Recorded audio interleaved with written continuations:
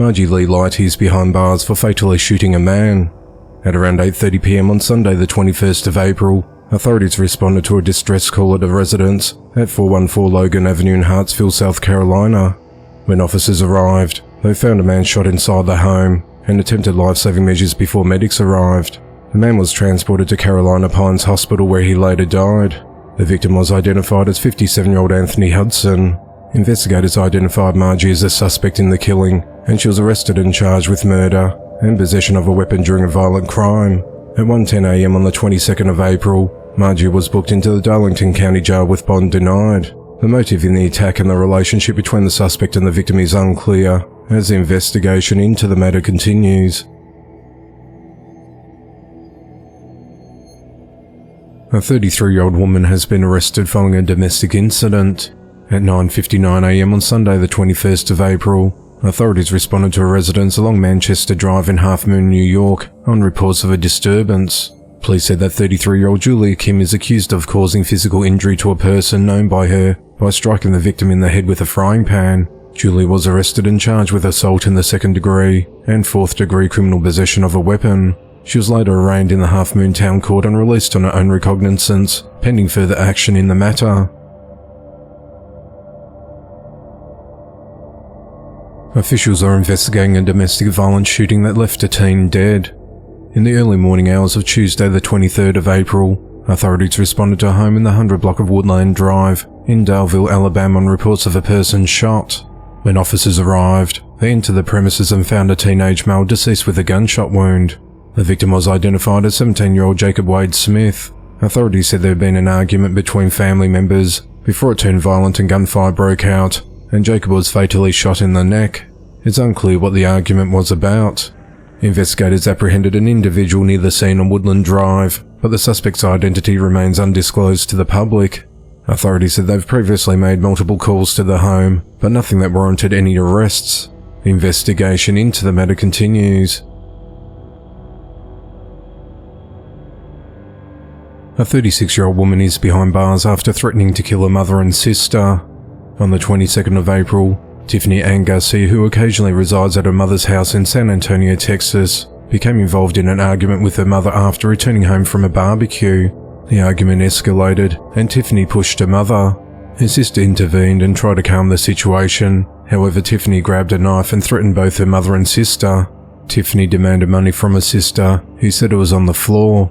Tiffany put the knife down momentarily before resuming the argument and threatening her sister again.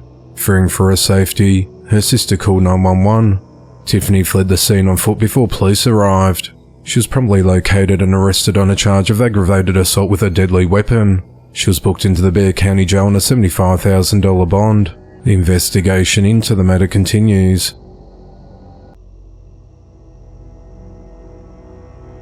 A man is behind bars after he stabbed and critically injured another man during an argument. At around 9:20 a.m. on Saturday the 27th of April, authorities responded to Lake County Hospital in Illinois after a 24-year-old man was brought into the emergency room in a critical condition. The victim had been in the car with 23-year-old Anthony Osmina. The two men started arguing while the driver of the car pulled over to drop Anthony off at his home in the 17,800 block of West Big Oaks Road in Gages Lake, Illinois. Both men got out and continued fighting. Anthony then pulled out a knife and slashed the victim's stomach open. The wound was so severe that part of the victim's intestinal tract fell out of the slash wound. It's unclear what the argument was about. The driver of the car immediately drove the victim to the hospital. Anthony was arrested at his home and charged with 3 counts of aggravated battery and unlawful use of a weapon. He remains held at the Lake County Jail. The victim remains hospitalized, though his condition is improving after surgery. The investigation into the matter continues. On Wednesday the 24th of April 2024, 41-year-old Quentin Jenkins was sentenced to 23 years in prison for sexually assaulting an 11-year-old boy he was supposed to take to a birthday party in Joliet, Illinois in 2018. In March of 2024, Quentin pleaded guilty to a felony charge of predatory criminal sexual assault of a child. After learning of his sentence, Quentin told Will County Judge Dave Carlson that he had been a piece of shit and that several members of his own family no longer wanted to have anything to do with him because of his crimes. Quentin told the courtroom that he was extremely sorry for his crimes and for what he had done. He promised to become a changed person after serving his time in prison.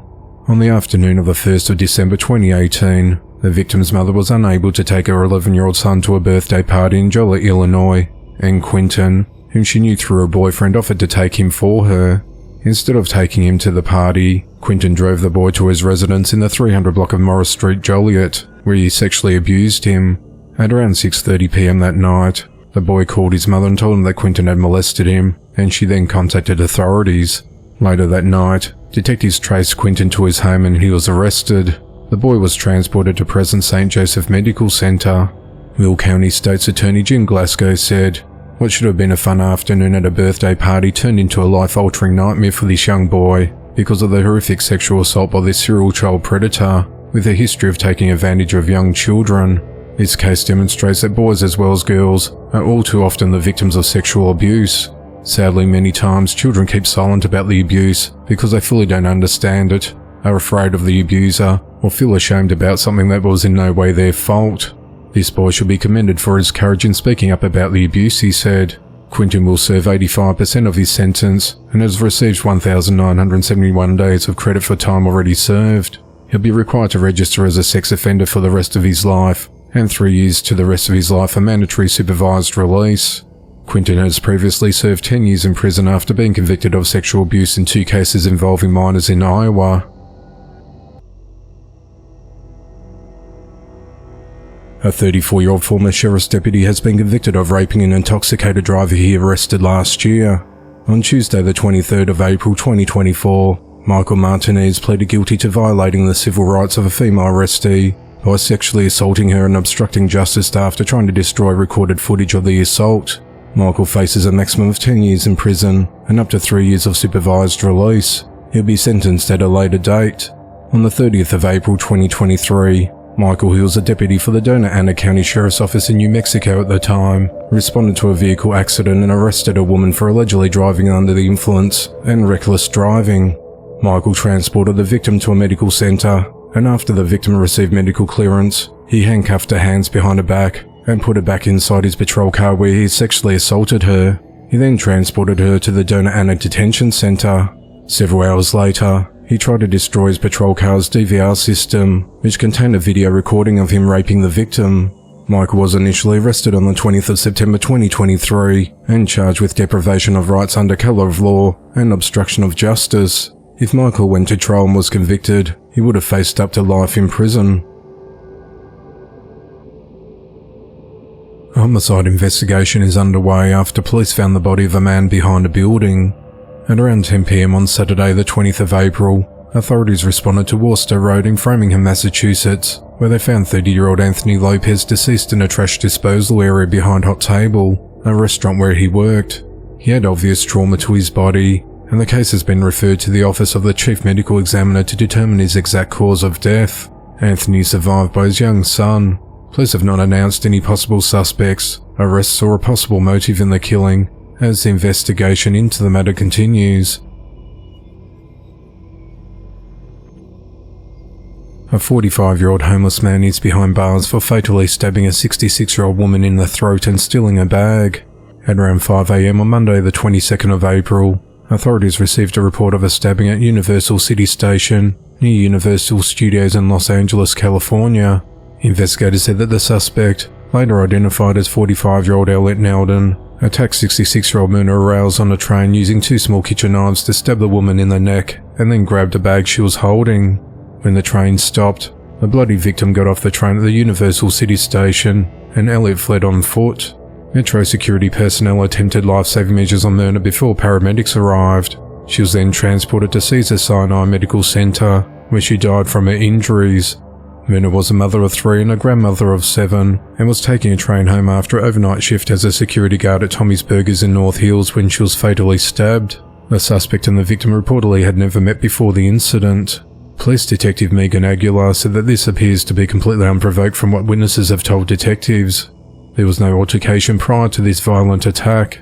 Using descriptions given by witnesses, authorities identified Elliot as a suspect. About 30 minutes after the attack, investigators found him about half a mile away in the area of Ventura Boulevard and Vineland Avenue and took him into custody. Authorities said they also linked Elliot to the killing through evidence found in his possession.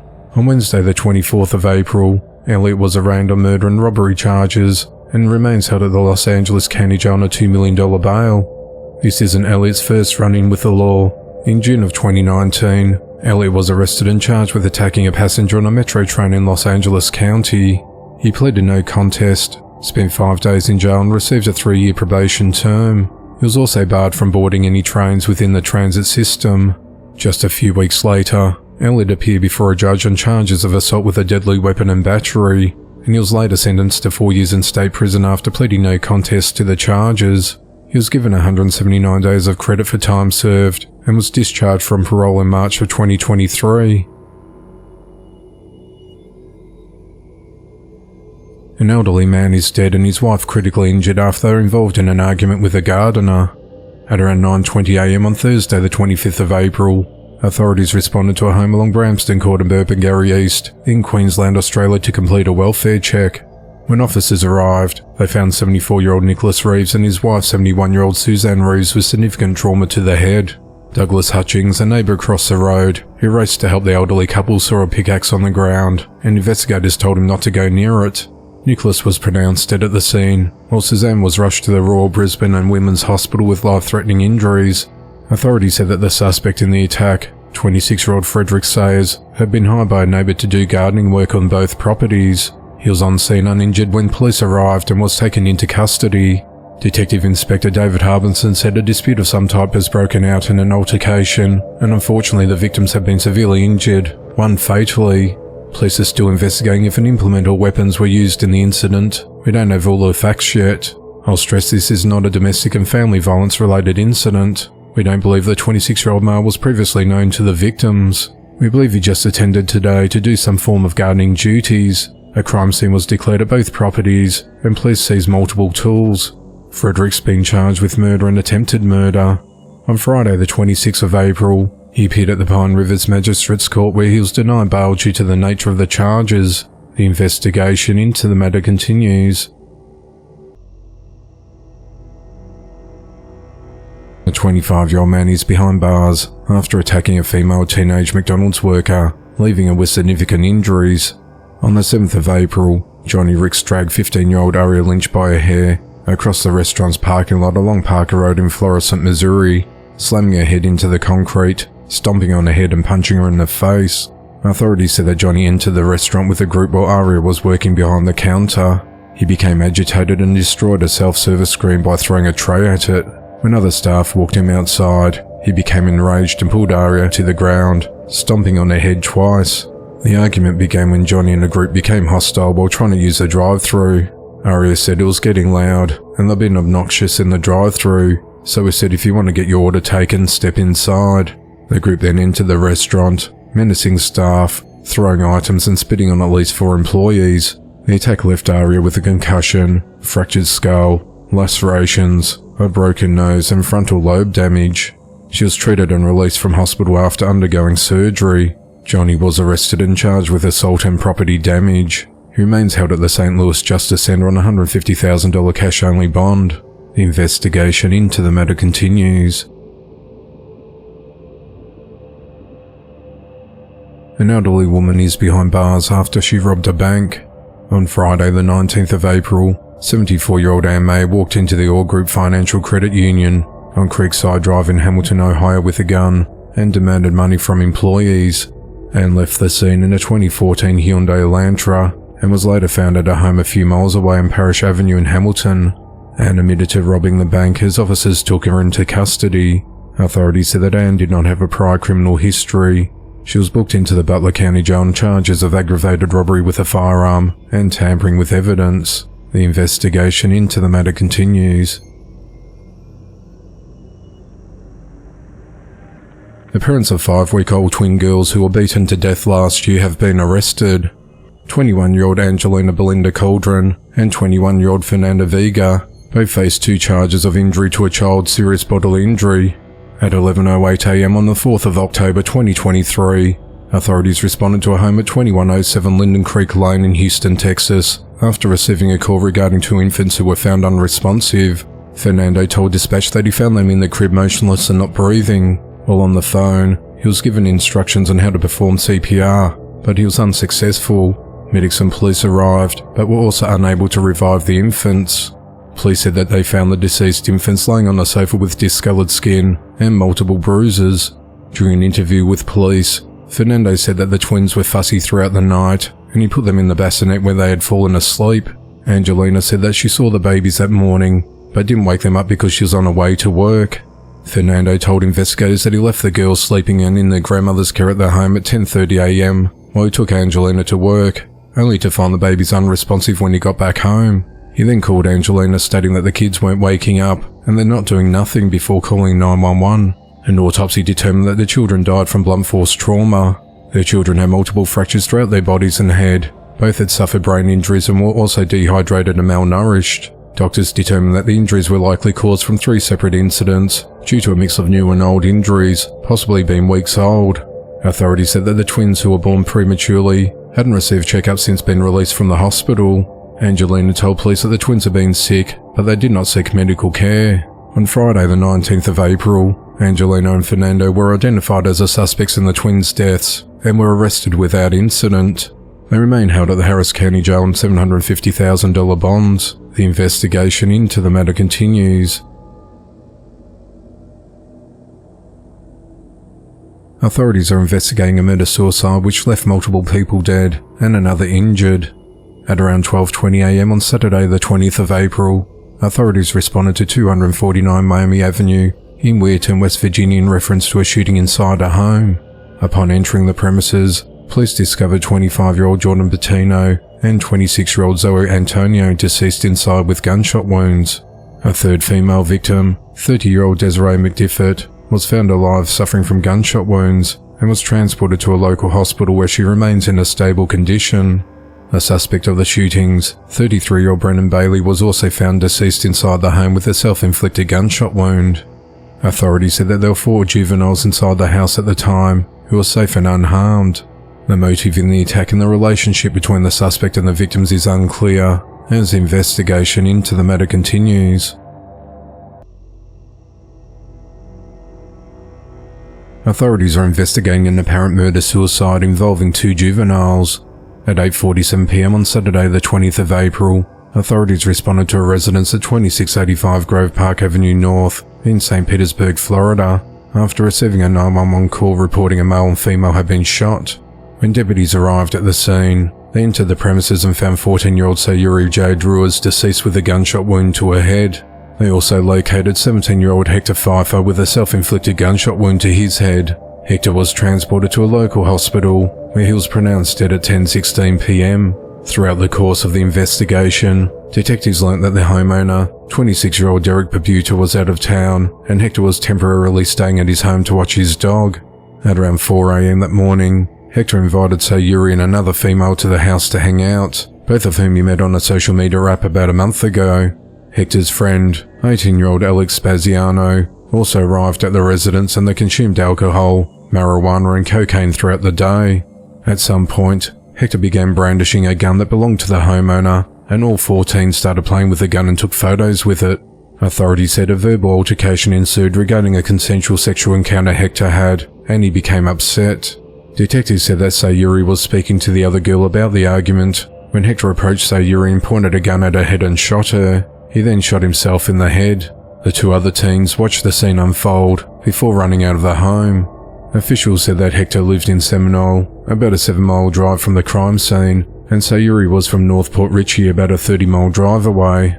Authorities said that autopsies will be conducted, and the medical examiner's office will work to determine the cause and manner of deaths. The investigation into the matter continues. A 68-year-old man is behind bars for kidnapping and assaulting a child at a beach. On Monday the 15th of April, a juvenile girl and her grandmother spoke with officers at the Webster Police Department in Massachusetts. During their conversation, the girl disclosed that she was alone at Memorial Beach when she encountered a white male with a dog. He initiated a conversation with the girl about his dog, and he lured her into his car. He then drove her to a location to drop off the dog he was with, and at some point he inappropriately touched her. He then dropped her off back in the area of her residence, where she disclosed the incident to her grandmother. Authorities learned that the suspect had advised the girl that he'll be at Memorial Beach the following day at 11:30 a.m. The juvenile was able to provide police with some unique characteristics about the suspect's car. Officers found the vehicle matching that description at the beach, and the suspect was identified as 68-year-old Walter Fannion. Over the next few days, while continuing their investigation, detectives monitored Walter's movements. On Friday the 19th of April, after a forensic interview with the victim, detectives followed Walter for about 12 miles from his apartment at 60 Charlton Street in Southbridge to Memorial Beach, where he was taken into custody without incident. Walter was charged with kidnapping, enticing a child under 16, 4 counts of indecent assault and battery on a child under 14. Walter remains held in jail on a $75,040 cash bail. Investigators want to know if Walter is connected to any other similar incidents. Webster Police Chief Michael Shaw said it seemed that he frequented the beach, so we asked anyone who had contact with him to contact police. A 54-year-old woman has been arrested following an outburst inside a Walmart. On Monday the 22nd of April, officers responded to a Walmart in Warrington Township, Pennsylvania, on reports of a disorderly customer yelling and throwing items. The customer, identified as Michelle Flores, was found nearby and was placed under arrest. Police said that Michelle was already banned from the store due to similar behavior in December of 2023. She was charged with disorderly conduct and defiant trespassing, and then she was released. A 10-year-old boy awoke to find his parents and 3 brothers dead inside their home, all fatally shot by his father in a quadruple murder-suicide. At 10:35 a.m. on Monday the 22nd of April, Oklahoma City Police received a 911 call stating that 5 people were dead inside the residence at 2804 Mirage Street in Oklahoma City, Oklahoma. Responding officers made entry into the home, where they found the 5 individuals deceased with gunshot wounds. Investigators believe that the deceased suspect, 42-year-old Jonathan Candy, armed himself with a gun and killed the 4 victims before turning the gun on himself. The victims were identified as Jonathan's wife, 39-year-old Lindsay Candy, and their sons 18-year-old Dylan Candy, 14-year-old Ethan Candy, and 12-year-old Lucas Candy. The victims' bodies were found in multiple areas of the house, with police finding 2 bodies upstairs and 2 bodies downstairs. One of the children was shot in bed.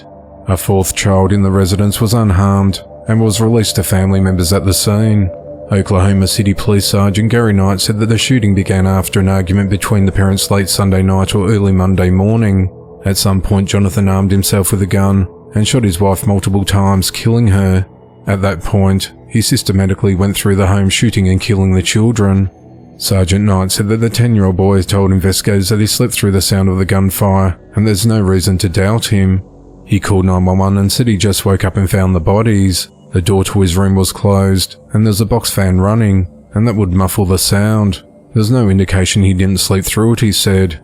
Make no mistake about it, what happened in that residence was nothing short of a massacre, he said. The motive of the shootings and why the 4th child was spared in the killings is unclear. Police said that they had no previous contact with the family, had not previously been called to their house, or there's been no history of domestic violence in the family. The investigation into the matter continues. A 38-year-old woman is behind bars for fatally shooting her ex-husband because she allegedly caught him on the phone with another woman. At just after 10:30 p.m. on Friday the 19th of April, authorities responded to a home at 2305 Monticello Circle in Plano, Texas on reports of a shooting. The victim called police and said, "I've been shot." When officers arrived, they found 55-year-old David Gene Nunley unresponsive with a gunshot wound to his upper body, and he was pronounced dead at the scene. A cell phone was found nearby with the line still open, but they could not locate any weapons at the property or anyone else at the home. During the investigation, detectives identified 38-year-old Meredith Simone Nunley, the victim's ex-wife, as the primary suspect in the shooting. She was located just over a mile away in the parking lot of an apartment complex in the area of West Park Boulevard and Elmer Drive, and she was taken into custody. Meredith allegedly admitted to a family friend that she shot David, and the individual reported it to police. A friend also told officials the victim and the suspect were divorced, but they were still kind of living together. Meredith told the family friend that she killed David because she caught him on the phone with another woman. Meredith told police that she shot her ex in self-defense and said that David lost his temper and got physical with her. The woman further said that she was just in a trance when she shot her ex-husband.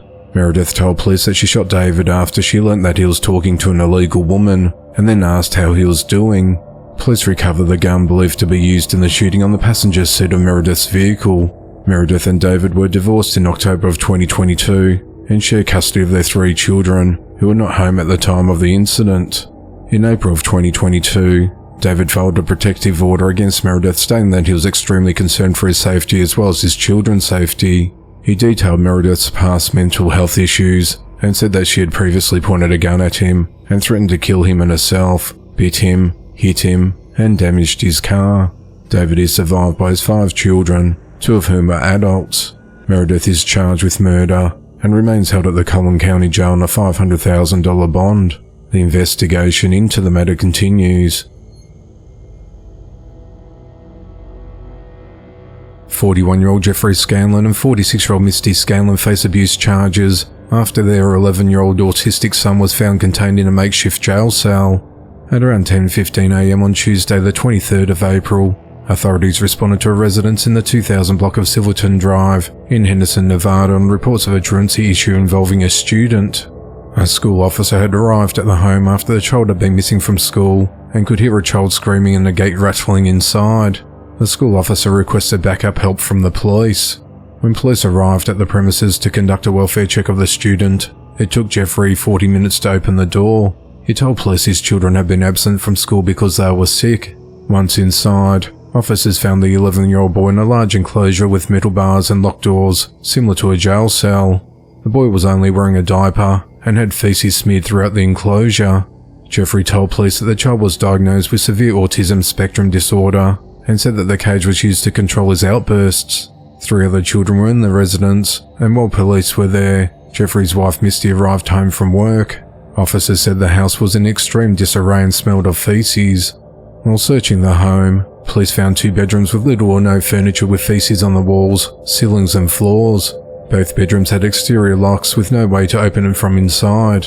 One bedroom had a single mattress on the floor, while the other bedroom had no furniture at all. Jeffrey told police that the child in the enclosure was big and strong and could be very aggressive, destroying the house, punching holes in the wall and attempting to escape to neighbours' houses. Jeffrey added that the child goes to school and does well there, but struggles often at home. He said the child prefers the enclosure to his bedroom and will sleep in it on a couch. He explained to police that the enclosure has 2 doors, one which is locked all the time and another which is tied shut with a string, because the child has not figured out knots yet and cannot open the door. When asked if the child will be able to exit in an emergency, Jeffrey said that someone would have to let him out. One of the children told police that they believe the enclosure had been in the home for about 2 years. Jeffrey later told police it was actually there for 6. 2 children and Misty told police that they tried to clean the enclosure and bedrooms once a week, but it had been several weeks since it was last cleaned. Jeffrey and Misty said one of the other children, who was also diagnosed with autism, was an escape artist, so they would lock her in a room when it was time to sleep and duct tape her shirt over her diaper so she would not grab feces from it when it had not been changed. Both Jeffrey and Misty told police they received referrals from the child's school, but had not pursued any for any of the children in the home because they did not know where to start or want strangers in their house. The 11-year-old boy was taken to a local hospital, and Child Protective Services took the other 3 children into their custody. Jeffrey and Misty were arrested and charged with child abuse and neglect. They were booked into the Henderson Detention Centre, but were both released the following day on $5,000 bonds. They're due back in court on the 14th of May. The investigation into the matter continues.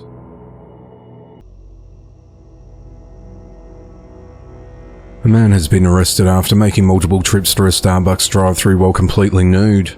A Starbucks employee at the Broken Arrow, Oklahoma store at 2050 West Kenosha Street said that at 6 a.m. on the 30th of March, Michael Billingsley was making his way through a drive-thru and hopped out of his car naked while waiting for his large iced Americano. A week later at 6 a.m. on the 6th of April, he showed up again. This time the manager noticed Michael was watching porn as he drove while fully exposed. On the 9th of April, police presented the victim and the manager a lineup of photos. They positively identified Michael as a suspect. That same day, Michael went to Broken Arrow Police Station for an interview. Michael admitted to going through Starbucks drive-thru multiple times to see pretty girls who worked at the window. He said he also did at the Starbucks location in Tulsa. He described himself as an exhibitionist to investigators. Michael was arrested and booked into the Tulsa County Jail on 2 counts of indecent exposure. He's currently out on a $4,000 bond. Authorities said that they believe there may be more victims. Broken Arrow Police Information Coordinator Ethan Hutchins said it's disturbing. It's unfortunate that someone would do this to employees who are trying to make a living and have to deal with someone doing this, he said. The investigation into the matter continues. A 37-year-old woman is behind bars after stabbing a man and going on a wild rampage at a gas station. At around 10 p.m. on the 26th of April, Christina Marie Crane walked into the Wawa convenience store at 3101 Gandy Boulevard in Pinellas Park, Florida, armed herself with a knife and attacked a man. Authorities said that Christina was seemingly under the influence of an unknown substance and experiencing excited delirium when she entered the store. Christina took a large fixed blade knife from the deli and stabbed the man in his left hand, causing it to bleed heavily. She also went inside an extremely small office with a female employee, raised the knife above her head as if to stab a woman and said, "I will kill you." Christina also swung the knife within striking distance of another female employee while inside a small office.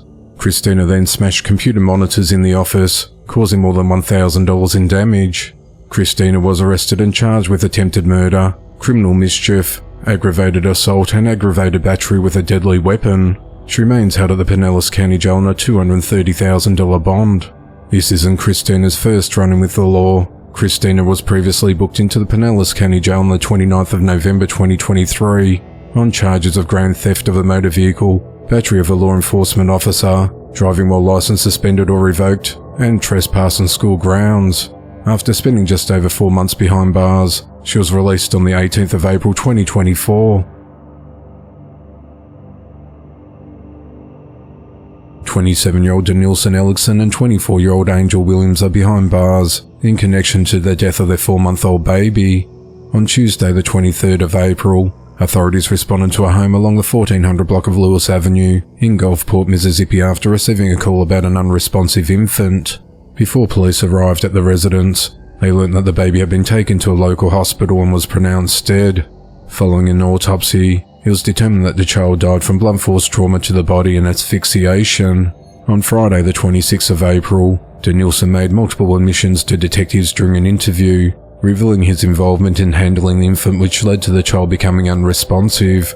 Angel told investigators that she covered for Denilson because she did not want him to get into trouble. Following the interview, the couple were arrested and booked into the Harrison County Jail. Denilson's charged with capital murder, and Angel's charged with child neglect and hindering prosecution for covering up what happened to the child. Denilson's held without bond, and Angel is held on a $300,000 bond.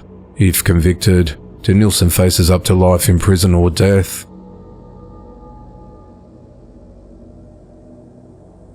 A 17-year-old boy is behind bars after he killed a 15-year-old cheerleader and injured 3 others in a shooting at a party after a high school prom. At around 12:25 a.m. on Sunday the 28th of April, authorities responded to the 300 block of East Pine Street in Fitzgerald, Georgia on reports of shots fired. When officers arrived on scene, they found 15-year-old Chayel Polk unresponsive with a gunshot wound. She was transported to Dormany Medical Center, where she was pronounced dead. 3 other teens were injured during the shooting. A 19-year-old female and a 15-year-old male were released from the hospital. A 14-year-old student was shot in the arm and was undergoing surgery on Monday the 29th of April. During the investigation, authorities identified 17-year-old Shannon Brown as a shooting suspect, and he was arrested. He's charged with 1 count of felony murder, 3 counts of aggravated assault, and possession of a firearm during the commission of a felony. Under Georgia criminal law, 17-year-olds are charged as adults. The motive in the attack is unclear, as the investigation into the matter continues. 25-year-old Hunter Allen Smalley is behind bars for beating his 9-month-old infant son to death. On the afternoon of the 10th of April, authorities responded to a residence in Newcastle, Oklahoma on reports of an unresponsive baby. When officers arrived, they found an infant solely in Hunter's care and quickly transported the child to a local hospital to be evaluated and treated. Medical staff determined the boy suffered an internal brain bleed and massive hemorrhaging behind the eyes. On the 11th of April, the Newcastle Police Department requested the help of the Oklahoma State Bureau of Investigation special agents to investigate potential child abuse, and the agents spoke with Hunter. On the 12th of April, the boy succumbed to his injuries. Based on the information gathered during the investigation, officials arrested Hunter on the evening of the 15th of April and booked him into the McLean County Jail on a charge of first-degree murder. Hunt has a previous history of abuse with the child's mother. In January of 2023, he was arrested for domestic assault and battery against her while she was pregnant with their son. He pleaded guilty to hitting her with pieces of a door that he had broken during a fight while drunk. Hunter was sentenced to 13 months of probation, with that term ending on the 1st of July 2024. As part of his probation, he was not allowed to break any laws, but his arrest violated those conditions. Hunter appeared in court for his arraignment on the 25th of April, and his bond was set at $5 million. He must not contact the victim's family, and if he posts bond, he would have to wear an ankle monitor and can't access any weapons. The investigation into the matter continues. 8 law enforcement officers have been shot, 4 of them fatally while they served a warrant at a house. The suspect was also killed. At around 1:30 p.m. on Monday, the 29th of April, the U.S. Marshals Fugitive Task Force attempted to serve a warrant for the arrest of 39-year-old Terry Clark Hughes at a residence at 5525 Galway Avenue in Charlotte, North Carolina. He was wanted in Lincoln County for possession of a firearm by a felon and felony flee to elude arrest. When officers approached the home, they were met by gunfire. Officers returned gunfire and struck Terry, who was pronounced dead in the front yard of the residence. Authorities said that as they set up a perimeter around the residence, Terry opened fire with an AR-15 style rifle from the second-story window, striking 8 officers, including officers from the Charlotte-Mecklenburg Police Department who were called in as backup. Terry then jumped out of the second-story window and onto an awning, and police shot and killed him. Police initially believed there may have been other suspects shooting from inside the residence, but later said it was likely from Terry moving through different parts of the house. After several hours standoff, officers secured the scene and located 2 women inside the residence. They were taken to Charlotte Law Enforcement Center for questioning and are cooperating with detectives. It's unclear if they face any charges. An AR-15 assault rifle and a .40 caliber handgun were seized at the scene, with additional magazines and ammunition. The deceased officers have been identified as Joshua Iyer, Samuel Peloche, William Elliott and Thomas Weeks. US President Joe Biden described the fallen officers as heroes who made the ultimate sacrifice to protect the community. We mourn for them and their loved ones, he said in a statement. The investigation into the matter continues.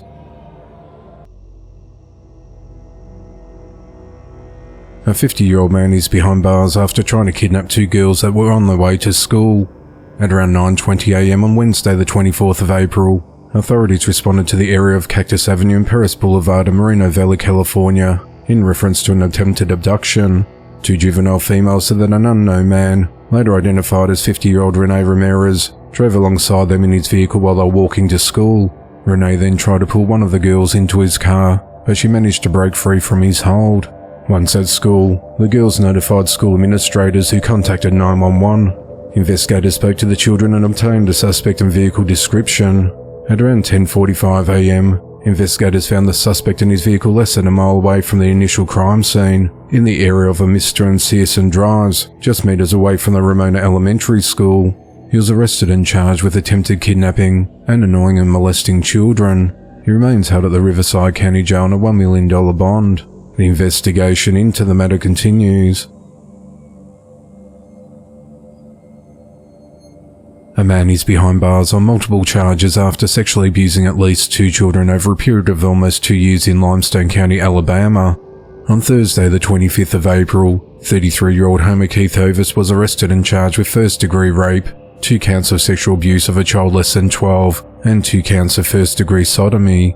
Authorities said that in the period of the 1st of January 2022 and the 17th of November 2023, Homer sexually abused and raped a girl and also performed sexual acts on a boy. The relationship between Homer and the victims is unclear. A Limestone County judge ordered that Homer be held without bond pending a pre-trial detention hearing and a preliminary hearing on the 29th of April. This isn't Homer's first run-in with the law. Last year he was booked into the Limestone County Jail multiple times on charges of possession of meth, violation of a domestic violence protection order, resisting arrest, elder abuse and neglect, domestic violence menacing with a gun, strangulation or suffocation, and interference with a domestic violence emergency call and various warrants. The investigation into the matter continues. A 47-year-old man will spend almost 8 years behind bars for trying to hire a hitman to murder his ex-wife and a new boyfriend because the woman wouldn't allow him to see his children.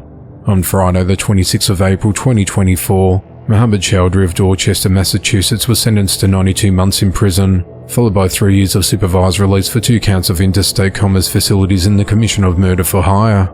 He pleaded guilty to the charges in January. In November of 2022, someone first reported Mohammed to law enforcement after he sought to have his ex-wife killed. He lived in Warren Street in Roxbury, Massachusetts near the YMCA. Mohammed paid someone to carry out the killing, but the individual took the money and didn't follow through. Mohammed told the individual that he needed the murder done as soon as possible and claimed that he'll get the money to do so, even robbing a store if necessary to obtain the funds. The individual gave law enforcement Mohammed's phone number, and officials used an undercover agent to speak with the defendant about the plot to kill his ex-wife. Between December of 2022 and January of 2023, Mohammed met with the undercover agent who posed as a hitman to seek help in killing his ex-wife and a new boyfriend, whom she left him for. He met with the agent twice at Charlie's House of Pizza along Dorchester Avenue in Dorchester, and once at El Barrio Mexican Grill just meters down the same road. Mohammed explained that his ex-wife wouldn't allow him to see his kids, and he was frustrated with his ex-wife's westernization and independent thinking. He explained that he wanted the agent to rob and beat his ex-wife and her boyfriend so he would not be a suspect. Mohammed asked the agent to leave no evidence. He provided photos of his ex and a new boyfriend, and details about where they lived and their schedules. Mohammed offered to pay $4,000 per killing, and he agreed to give a $500 deposit. On the 17th of January 2023, Mohammed met with the undercover agent in a parking lot in Dorchester to pay the deposit and confirm the murder for hire plot, but he was taken into custody by the FBI.